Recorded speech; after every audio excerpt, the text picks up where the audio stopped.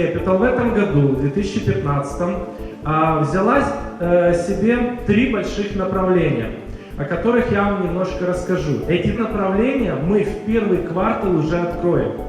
Это инвестиция в недвижимость. Мы начали работать с Кипром. Мы буквально через пару дней с моим коллегом Игорем едем туда заключать договора официально с компанией Nine-Lar. Это самый крупный застройщик недвижимости с 1973 года на Кипре. Мы будем продавать там недвижимость, которая будет принадлежать нам, потому что компания Nine-Lar строит специально для нас большой комплекс. Его мы будем продавать с 50% скидкой.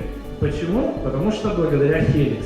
Мы будем также продавать недвижимость в Украине, в Хмельницком, в Киеве, в Ивано-Франковске, во Львове, в Тернополе. В начале марта месяца у нас стартует электронная платежная система Helix Money. Helix Money – это аналог того же Privat24, Perfecta, аналог таких платежных систем, которых мы уже знаем. Kiwi, OkPay. Эта платежная система будет полностью нашу компанию обеспечивать.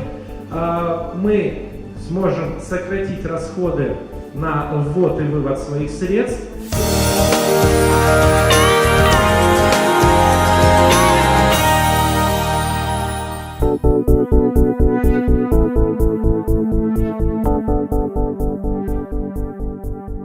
Якщо ви хочете розвивати цю компанію, то ми вас навчимо, як це робити. І 15 лютого в місті Тернопіль стартує власне напрямок академії по розвитку компанії. Що ми будемо робити в Helix Академії? По-перше, ми будемо давати фінансові знання людям, як побудована фінансова система суспільства, що таке інвестиції. Ми будемо давати знання, які будуть давати особистісний розвиток людині. Тому що насправді кожна людина може досягнути того, що вона захоче. Головне правильно захотіти. І далі робити певну послідовність дій. Загалом другий блок покликаний спочатку вибити з голови оту застарілу, нікому не потрібну інформацію, дати якісно нові знання і потім спеціалізовані знання, які потрібні для того, щоб людина могла зайняти в Helix посади топ-менеджерів.